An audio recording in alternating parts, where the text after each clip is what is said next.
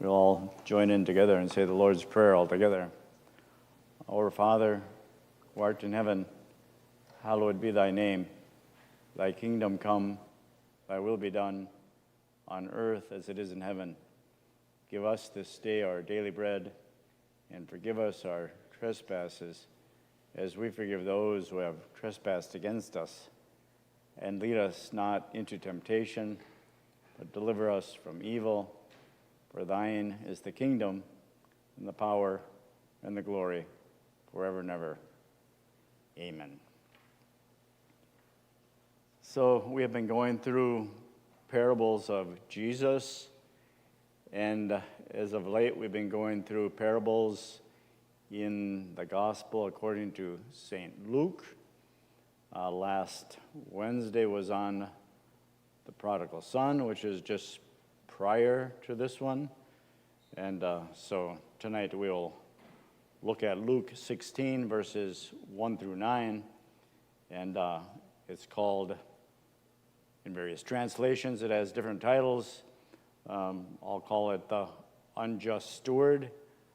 Other translations call it the Dishonest Manager, or there may be various other titles as well.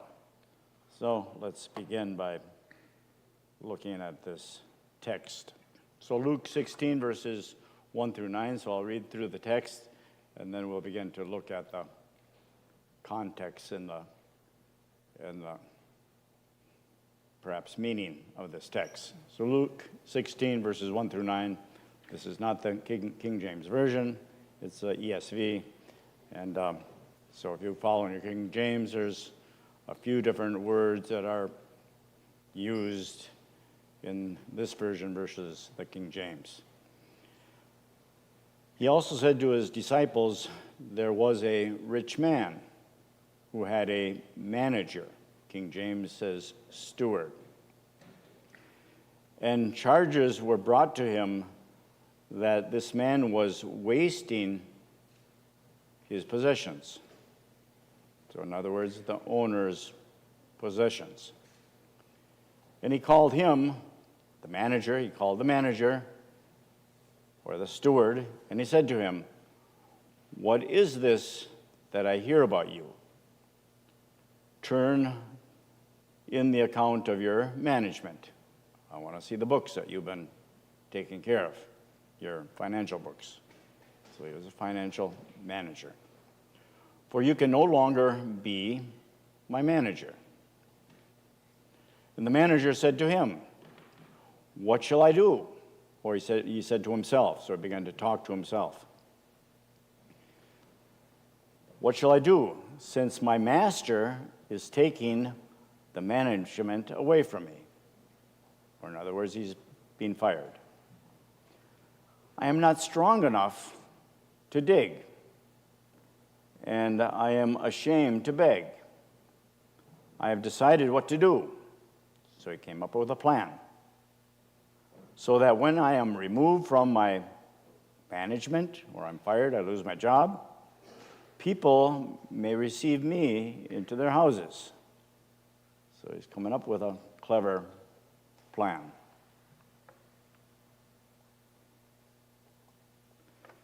So, summoning his master's debtors one by one, so there's a bunch of people who were indebted to the owner.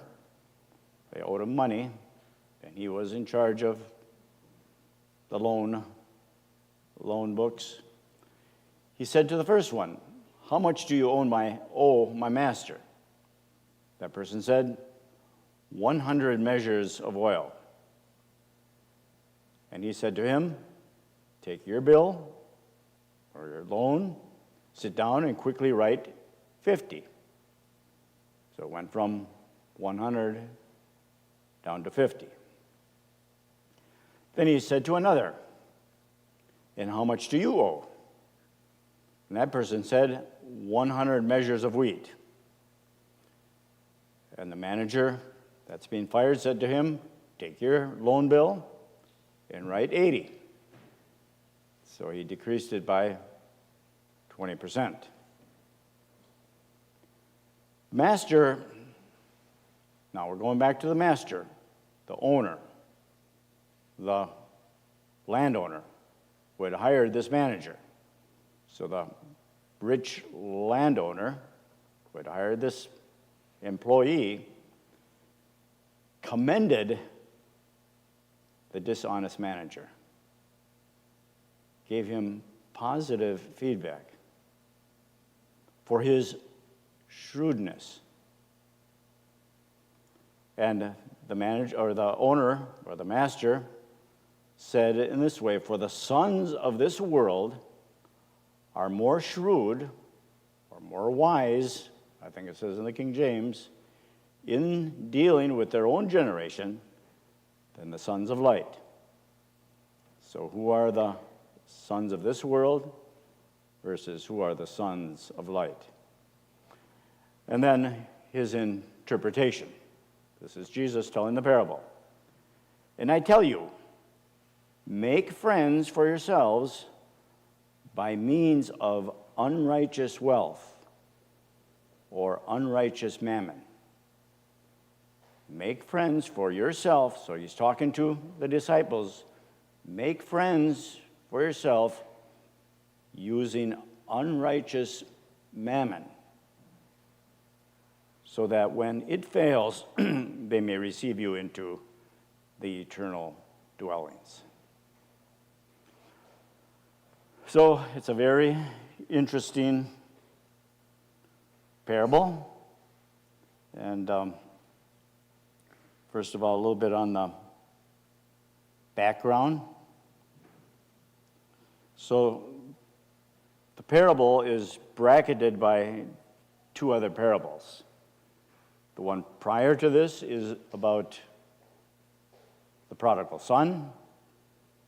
And in Luke 15, there's prodigal son, and then the person who had 50 pieces of silver and lost one. And then there's the shepherd who had 100 sheep, and one went astray, and he went to find that one straying sheep and brought it back into his sheepfold. So these are three parables just prior to this one. And then there's a parable that's just on the other side. So brackets, one on one side, one on the other side of this parable. And it's of the rich man and Lazarus. So thinking of the prodigal son and this parable and the parable afterwards, money is the issue or the problem in all of these cases. So prior to this parable, the prodigal son gets into trouble, we could say, quote-unquote trouble, for receiving too much money. Or the inheritance that he received, he used it wastefully and began to live a unacceptable life, an ungodly life. So money in itself is not bad. We need money for our living and supporting ourselves and raising our families and so on and so forth, but money is a tool, and it can be used in wrong ways as well. So then, after this parable, it talks about the rich man who will suffer and torment because of his riches. Luke 16, 25.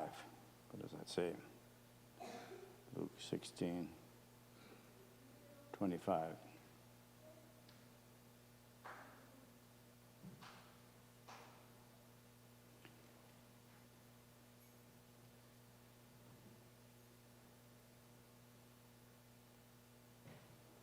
Okay, anyways.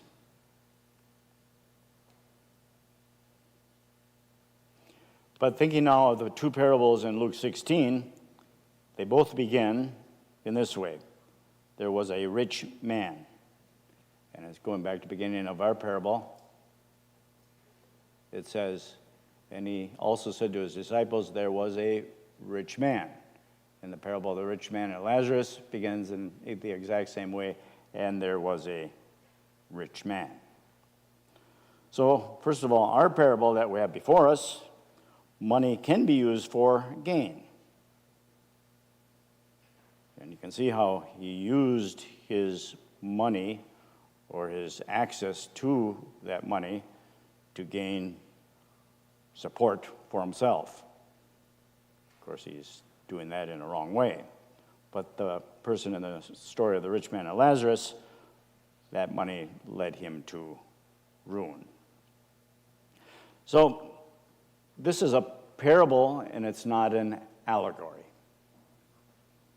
An allegory means that there's every small detail in the story is given a spiritual meaning.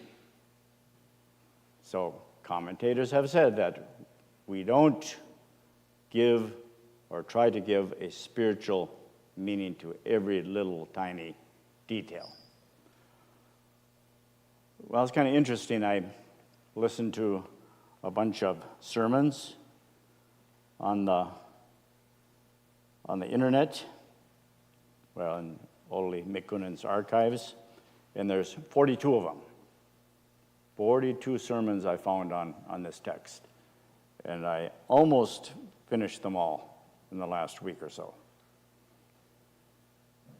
And every sermon that was kept by a Laestadian theologian, ordained minister, explained it in one way, and everyone who was not a theologian, was a lay speaker, explained it using allegory.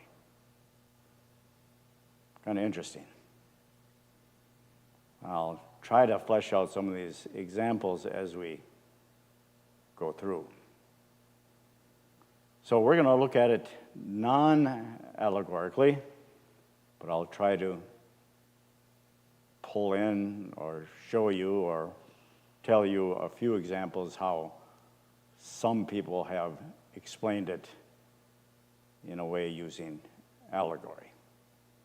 Is one way right and is one way wrong?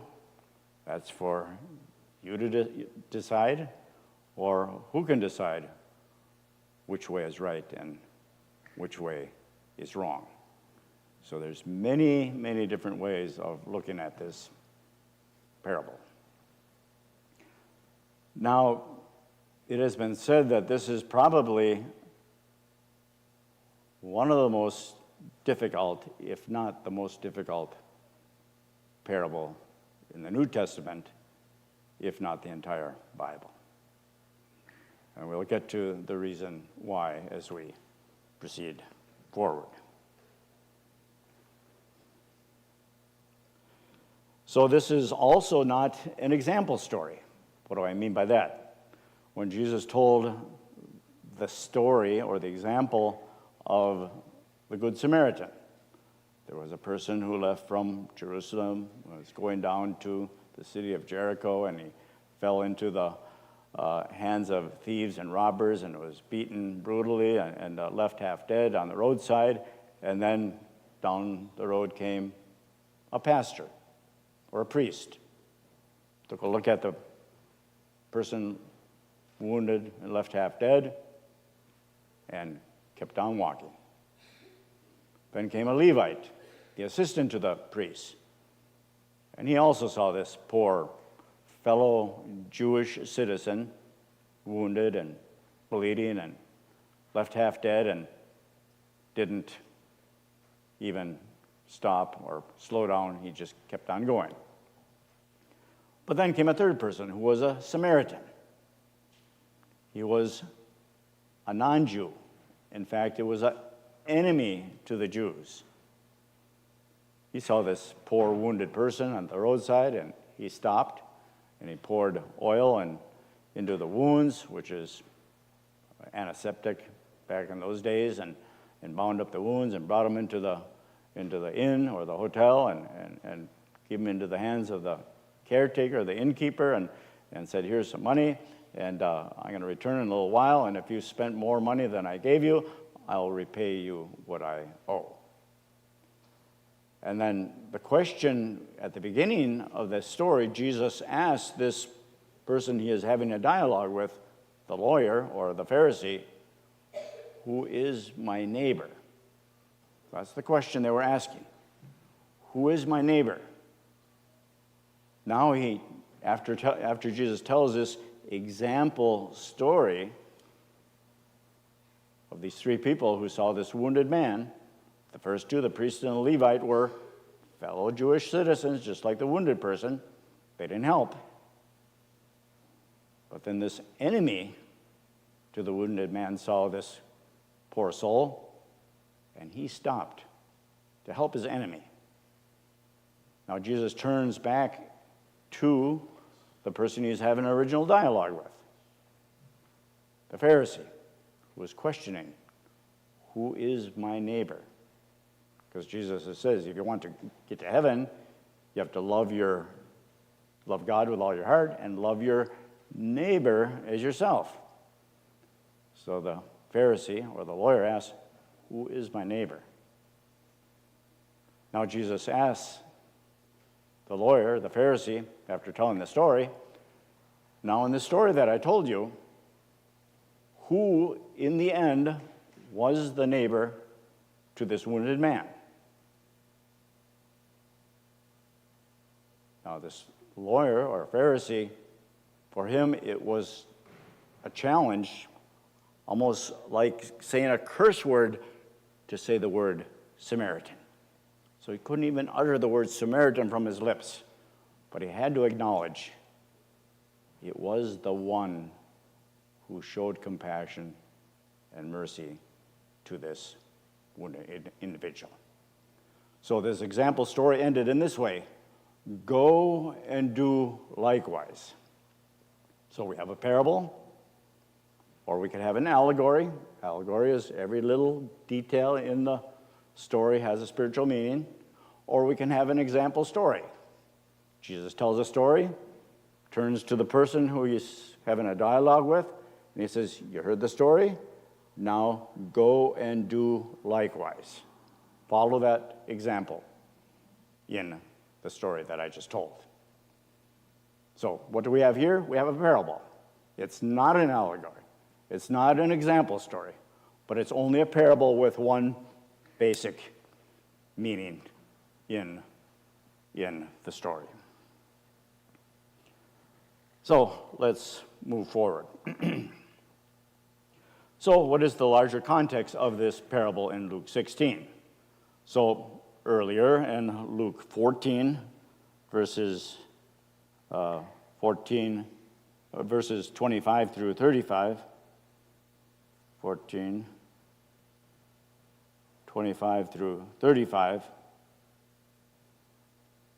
he tells of being a disciple, and if anyone comes unto me and does not hate his own father and mother and wife and children and brothers and sisters, yes, even for his own life's sake, he cannot be my disciple. So that's going a little bit further back than Luke 15. This is going back to Luke 14. So what does it mean to be a disciple? And what's the cost of being a disciple? So Jesus begins way back then telling that. But then, as I said, our story, our parable, in the beginning of Luke 16, is bracketed by two parables, and they both refer to money and the use of money and the effects of the use of money. And so one is the parable of the prodigal son, and the one after is the parable of the rich man and Lazarus. So in Luke 15, the disciples should have deep love for lost sinners, just as the father had love for the prodigal son when he was returning from his terrible way of life, for his life of ungodliness. And the parable or the story after our parable, a disciple should use money wisely. Well, there's more to that story than just that in the story of the rich man and Lazarus. So let's take a look now at our parable in a little bit more detail. So, verse 1, he also said to his disciples, there was a rich man who had a steward. Now this is the King James. He uses steward rather than manager. And the rich man had an accusation brought to his steward or his employee that this man was wasting his goods. So we don't know what exactly this means, wasting his goods. Was he just an incompetent money manager and didn't know how to keep the books? And so because of that, the money was going out the door when it shouldn't be going out the door? Or was he purposefully mismanaging the funds that he was in charge of? That we don't know. It only says he had an accusation against his employee that he was wasting the employer's goods. So what is a steward? A steward is someone who manages something that belongs to someone else. He does not own it, but has the privilege or responsibility of managing it for the benefit or the profit of his owner.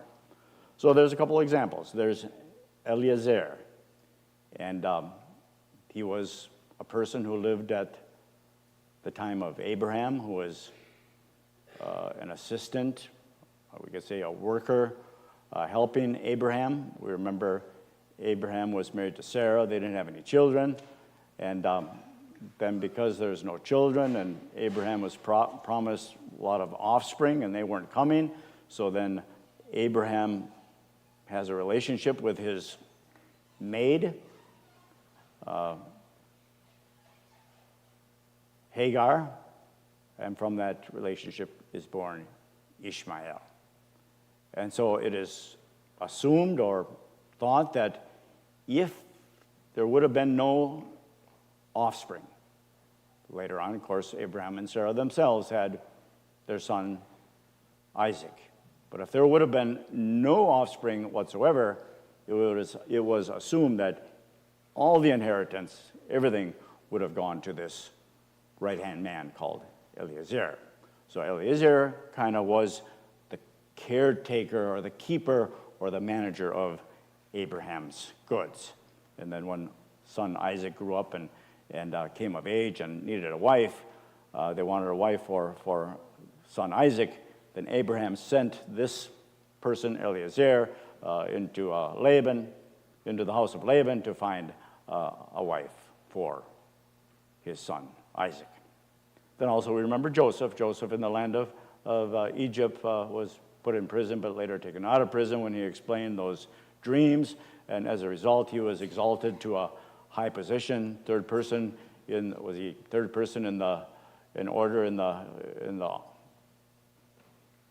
government of the Pharaoh there in Egypt, and he was in charge of all of the grain. People were coming from all over the known parts of the world at that time to buy grain, and it was Joseph who was in charge of all of these goods. So we can see a couple examples of steward, one who manages someone else's goods or funds. So it was common back in those days that there were rich landowners. They had huge tracts of land. And so they would hire someone to manage their property and their funds, the buying and selling of the goods that they raised and then sold.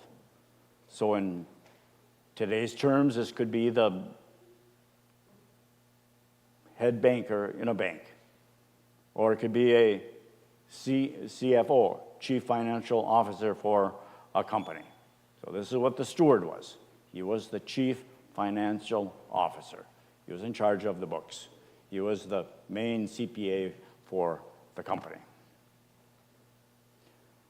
So this CFO, this money manager, this banker, lead banker, was mismanaging or wasting his owner's goods, and so now the owner comes and he has an accusation against him that I'm calling you on the carpet. I want to look at the books, what has been happening. Something is not right here. The numbers aren't adding up. What's going on? So he was wasting his goods. In the previous parable in Luke 15, just before our parable, we know the prodigal son got his inheritance and went into that faraway country and began to waste his inheritance. The exact same verb or word in the Greek language. The prodigal son, the younger son, squandered his wealth or wasted his goods in riotous living, in wild living. So same word is used now against this money manager, this unjust steward, the CFO, the head banker, the CPA for the firm, or whatever term or title you want to use. So then, verse 2. So he called him, the CFO, the money manager, the steward, and he said to him, "What is this I hear about you? Give an account of your stewardship, of how you've been handling my books and my monies and so forth. For you can no longer be a steward." Or in other words, you're fired. Your employment is done. Give me your computer. Give me the keys to your office. Here's a pink slip. Don't touch anything anymore in your office or anything in my building. There's the door, you can go, and I'm locking the door behind. When people are fired, especially high-end employees, it's cruel, it's harsh. They're immediately out the door, and they can't touch anything in their office anymore. It happens, you hear these stories all the time. So that's basically what happened. He got fired. So the poor guy was without a job. What's he going to do?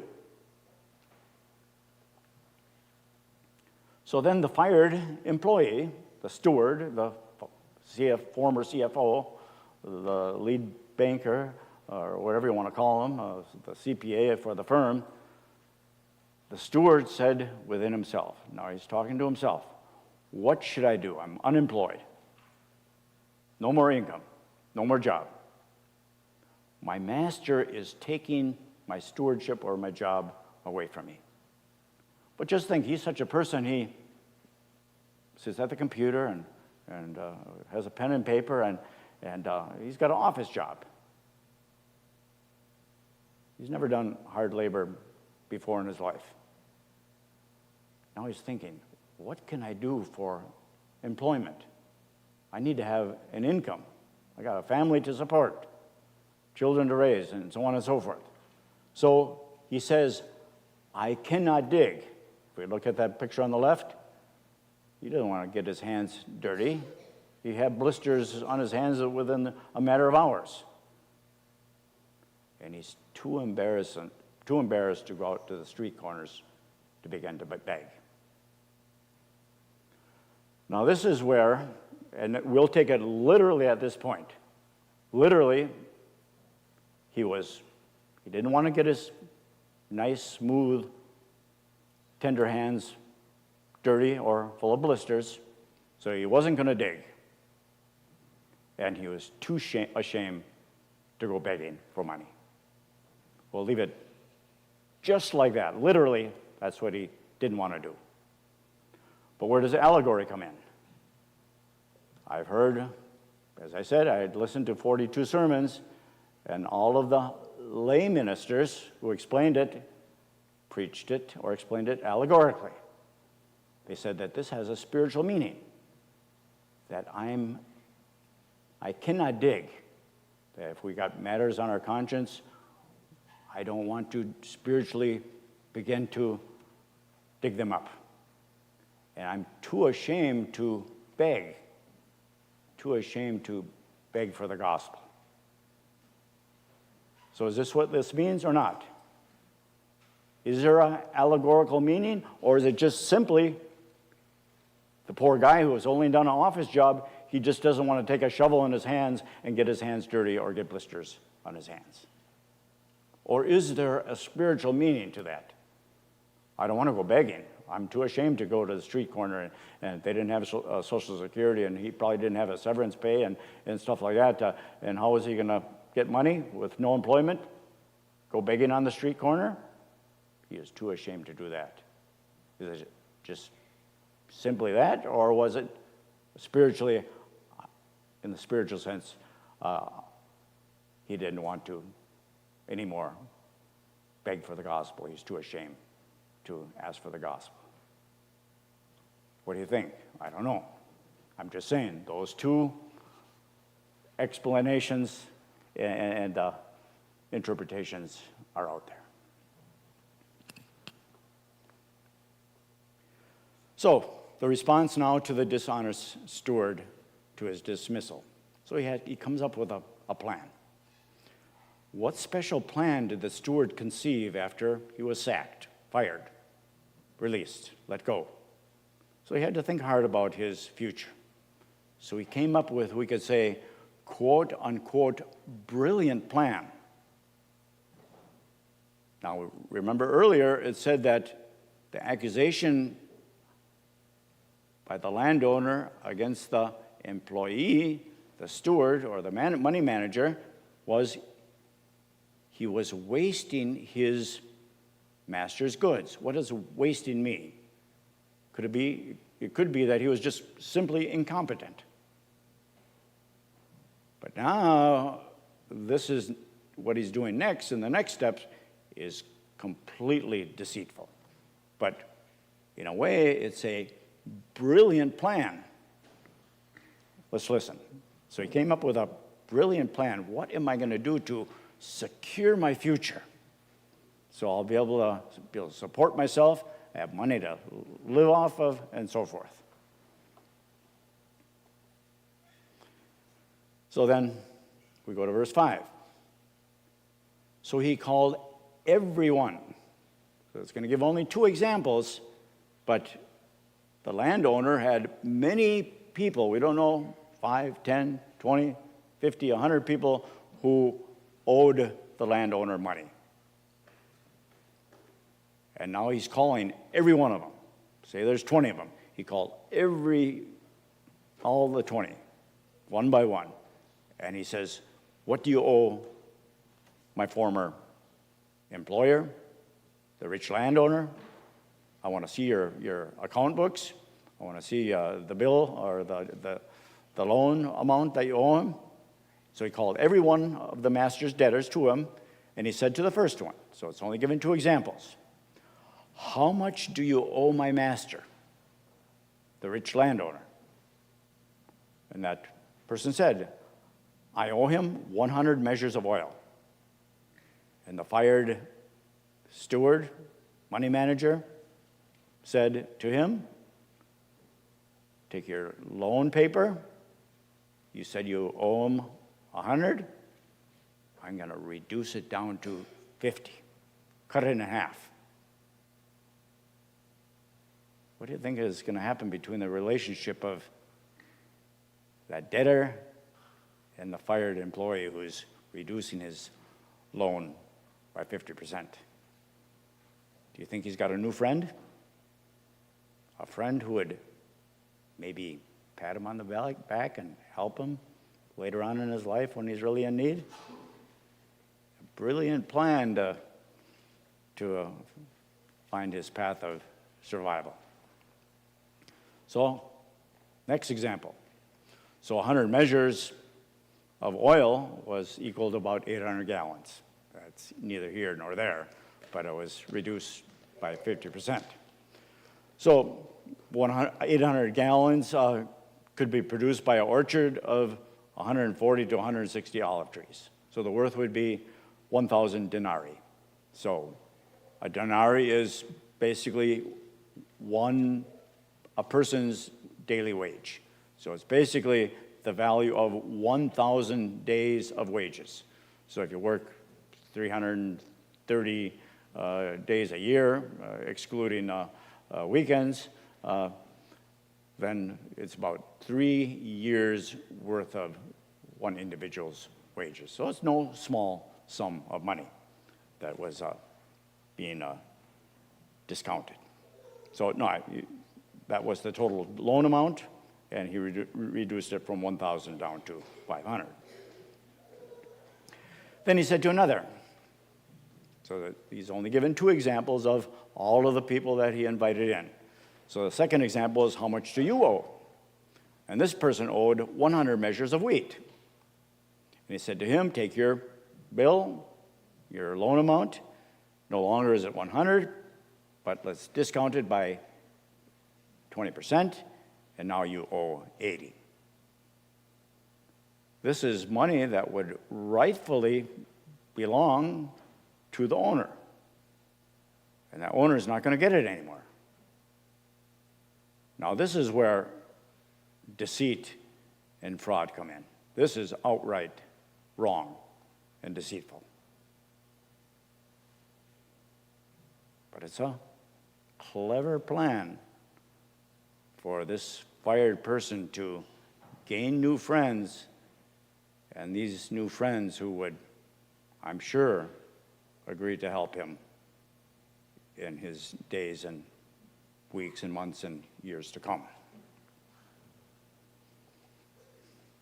So 100 measures of wheat is about 1,000 bushels, and this is produced from about 100 acres. So the total worth of 2,500 to 3,000 denarii.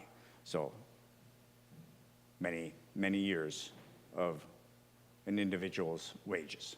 So he's going to reduce it by 20%. So that's a huge discount, but money that rightfully belonged to the owner.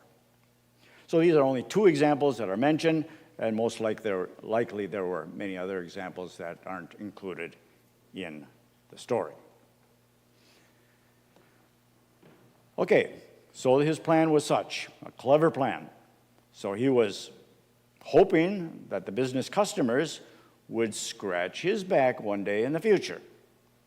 So he's making friends with these customers, those who owed money to the landowner, by giving them, quote unquote, special discounts. I'm helping you. I'm patting your back. Remember to pat my back in the days to come. So what was the steward guilty of? It's a clear-cut case of corruption. He was literally embezzling his master's money. We could call it mismanagement of funds. Okay, so that's the story. That's what happened. Now Jesus goes on to give a teaching. Jesus told the story, the parable, and now he's going to tell his teaching. Here's the teaching moment. And this is where it gets very, very challenging and difficult. So now, the master, and here's a question. Who is the master in the parable? Who do you think the master is? Jesus is telling the story. Who is the master or the landowner? Okay, so the master, is it God or is it Jesus? In some translations, master is with a capital M. In the Newest Finnish translation, it's capital M. And the only reason why capital M, you can turn off those floodlights if you want so we can see it better. If you can find the right ones, I accidentally put them on, I was going to turn them off. Those ones, so we can see the screen better. You flip them one by one until you find those floodlights. No, another one. There we go, that's what we want. So, now the master, and in some translations it's with a big M.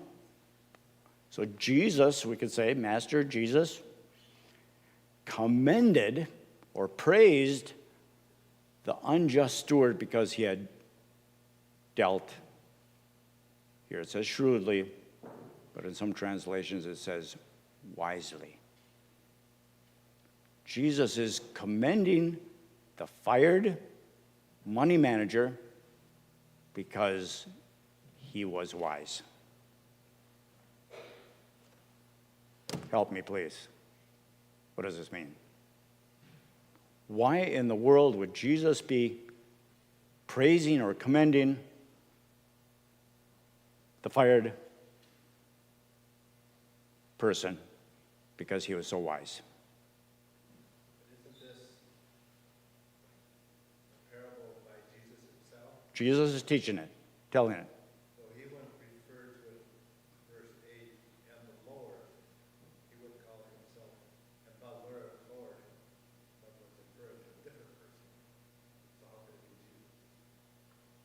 Jesus? Okay, well, why do some translations put big M?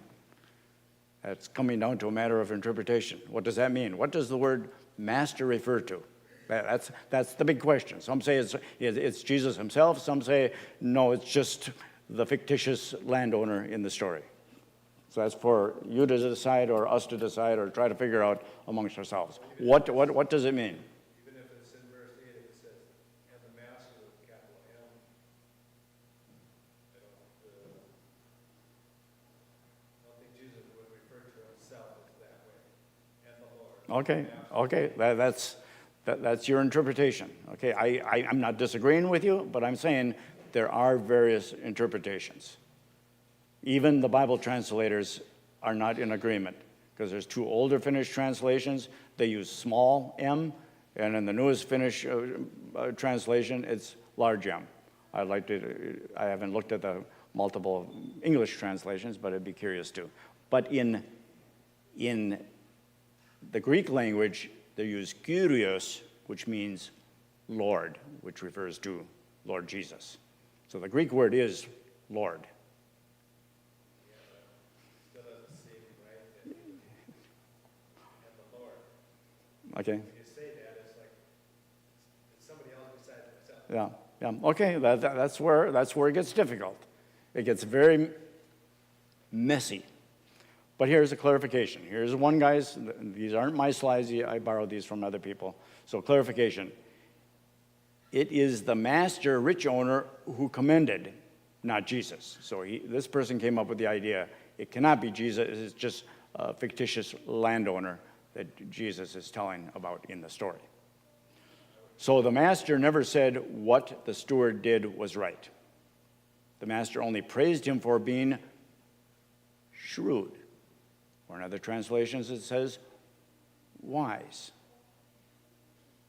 So I don't think Jesus would praise someone for doing something that is fraudulent, is deceitful, is unscrupulous. One time Jesus said the disciples were sent out 2 by 2. It was 120 were sent out, or 70 were sent out 2 by 2. And he says, when you go out into the mission field, you'll be like sheep in the midst of wolves. Just imagine if a sheep, one lone sheep, is thrown into a pack of wolves, what the end result is going to be to that sheep. But he says, when you disciples go out into the mission field and you encounter opposition, and when you are like a sheep among the wolves, he said, be wise as serpents. Be wise as serpents. He's not saying to be like a serpent, but use the wisdom that a serpent would have, but be meek like doves. So here he's using the word wise or shrewd, not commending the act, but the method by which he was doing that act. So if we look up shrewd in the thesaurus, it says shrewd is equal to brainy or discerning, or one who is very farsighted or ingenious, keen, knowing, on the inside, on top of, one with perspective, one who does probing, is profound, prudent, quick-witted, savvy, sensible, sharp, smart, wise. So he's commending that person for all of these types of attributes. Not saying that what he did was right, of course not. But he was quick-witted in trying to secure his future. What he did was very clever. He was wise as a serpent. not commending what the serpent does, but how the serpent acts in a very wise way. So, the earthly master's dismissal of the dishonored steward. What is a steward? We already talked about that in the case of Joseph in the Old Testament. It's a modern equivalent of being a bank manager. So, the commending of the dishonest steward's shrewdness by the earthly master. What was the reaction of the earthly master toward the steward's plan? He was only commending the steward for his shrewdness, his cleverness, his quick-wittedness in trying to secure his future. He didn't approve of it, by no means, but he just said he was very clever by what he did. It was wrong, but he was on top of things. It was very profound how he acted. However, Jesus was not condoning the dishonesty of the steward. Try to figure this one. I still haven't figured it out in my brain. As one commentator puts it, we must distinguish between a clever steward who is dishonest and a dishonest steward who is clever. I don't know, my head just spins when I read those two sentences, but yeah.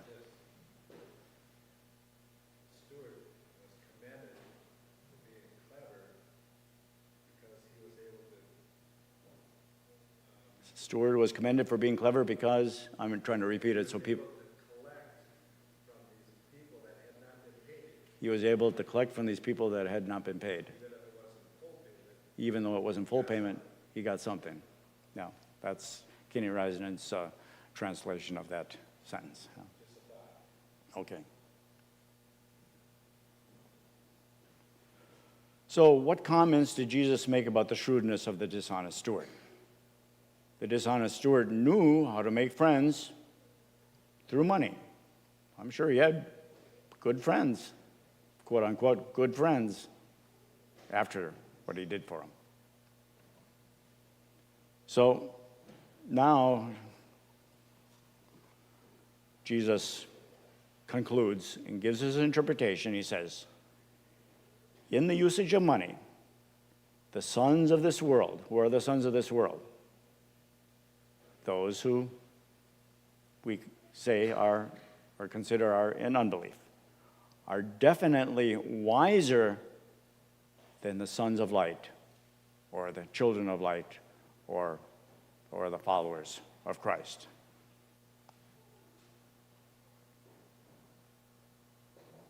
So let's go back to our Luke 16. Where are we at? Verse 8.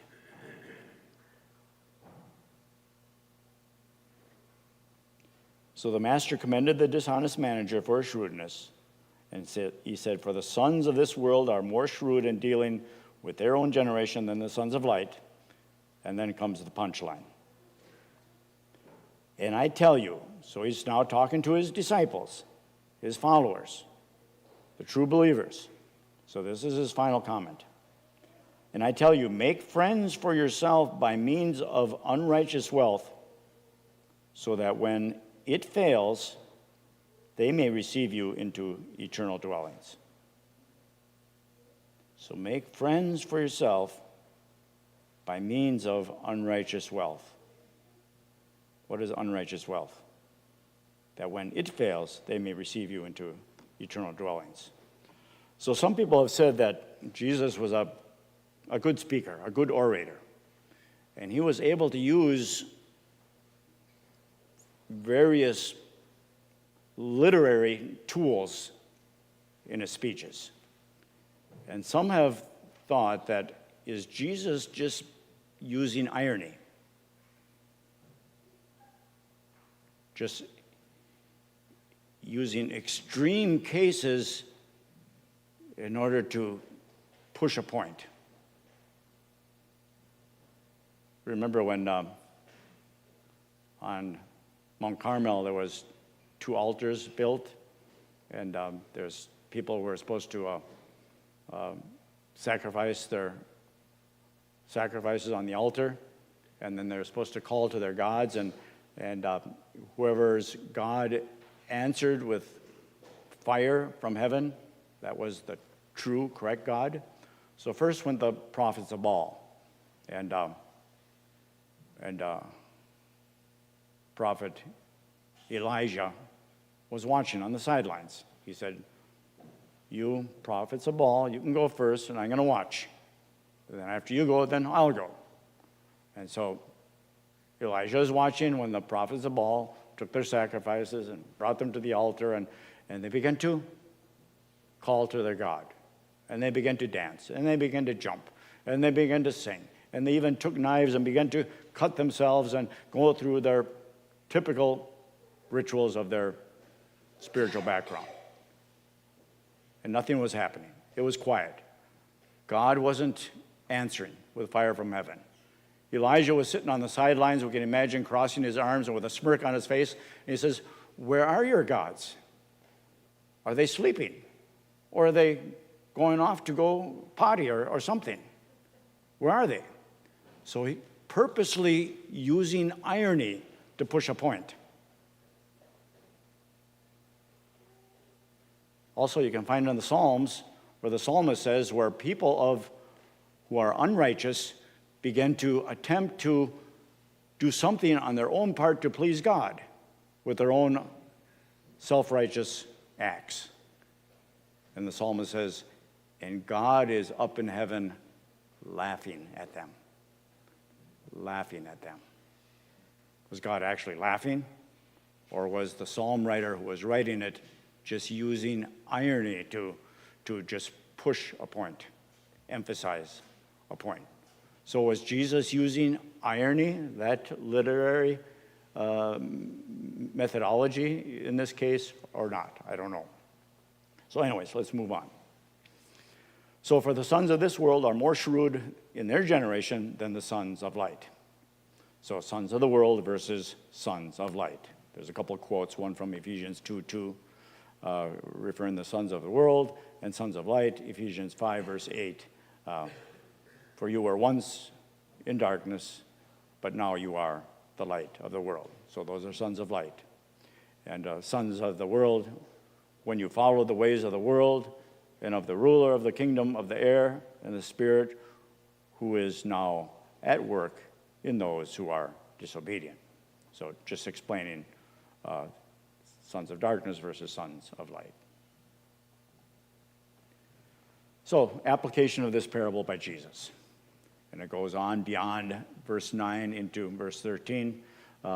Verse 9 is the climax of the parable that we just told. Make friends using unrighteous mammon so they can help you into eternal habitations. So make friends by means of unrighteous mammon. So what does this mean? Anyone want to venture to guess? Yeah, I'm just going to read some commentary, just as another maybe thought. Okay, Peggy, you read a recent commentary? I'm reading. Yeah, that's fine. So the principle that Jesus is trying to convey is one of a just steward rather than the unjust one. The unjust one saw his master's resources as a means for his own personal enjoyment and advancement. Conversely, Jesus wants his followers to be just, righteous stewards. If we understand the principle that everything we own is a gift from God,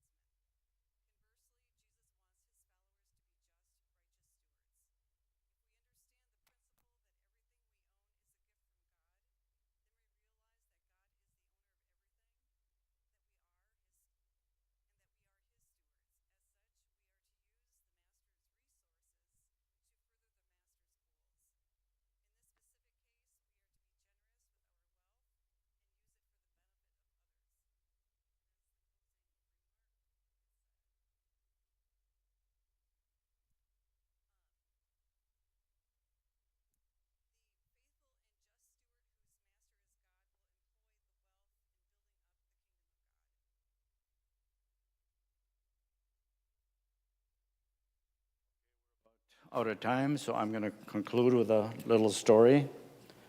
There was a old preacher. Huh? One more question? You got a question? Yeah. Okay. Why didn't you finish?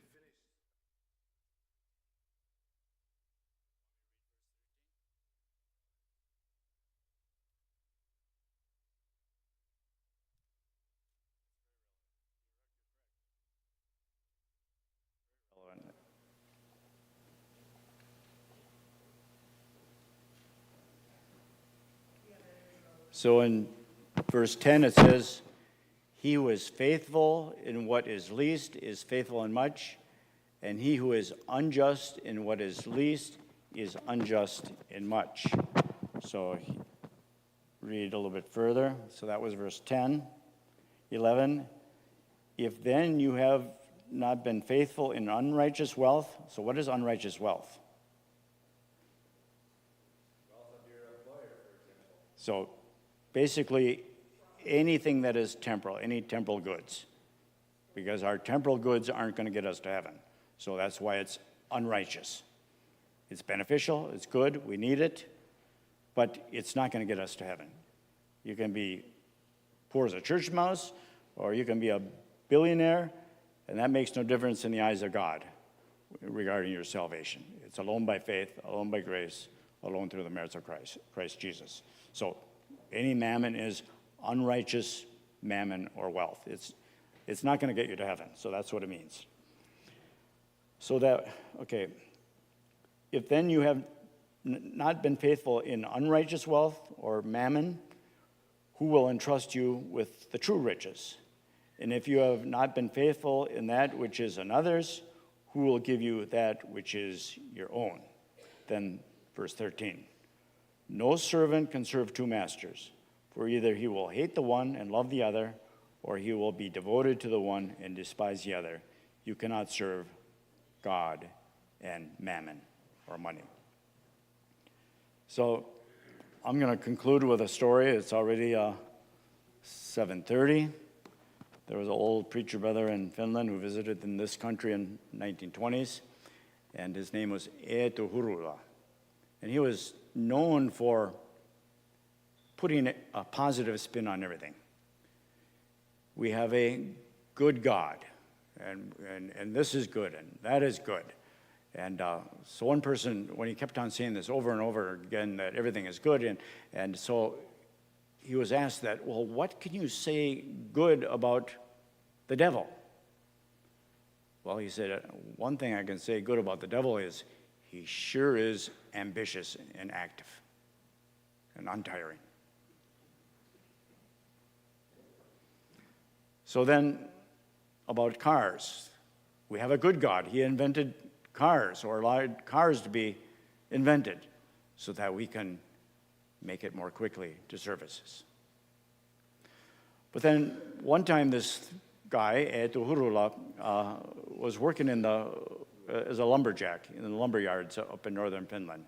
And in the winter, it's very hard, harsh, and difficult work. And there's a variety of people of many stripes and colors who are in those lumber camps. And there's one person who kept on just grinding this believing man, just making fun of him and teasing him and ridiculing him and giving him a hard time. And so once Lehtola had visited this country in the 1920s, he received a package in the mail from some friends he had made acquaintance with while here on this continent. And he opened up the packet, and it was a brand new pair of leather boots. Really nice, well-made leather boots. And what did he do? He went and knocked on the door of this neighbor, actually lived right next door to this person who kept on just ridiculing, mocking him, and just making fun of him and giving him a hard time. And he knocked on the door, and the neighbor came to open the door, and he says, "Hello, what do you want?" And he says, "I see that you don't have any boots." Back in those days in Finland, they didn't have leather boots. They actually just wrapped their feet in cardboard. Those were their boots that they wore, often in the middle time in the cold weather in northern Finland. So he went to this mean neighbor and he said, I got this brand new pair of boots. And he says, I see that you don't have any boots and you would be in need of boots. He says, I give these to you as a gift.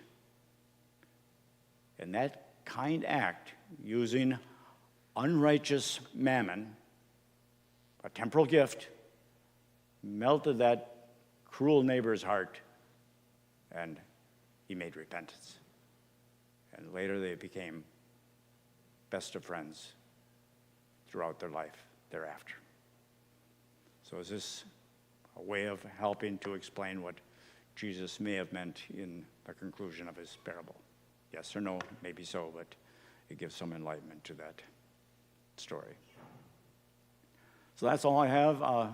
Any further comments or questions? I know we're already about 5 minutes over, and if not, we can conclude. And as always, you can be encouraged to believe sins forgiven in Jesus' name and his holy blood, and be of good cheer. We'll join in benediction. The Lord bless us and keep us. The Lord make his face to shine upon us and be gracious unto us. The Lord lift up his countenance upon us and give us peace. In the name of the Father, and the Son, and the Holy Ghost. Amen.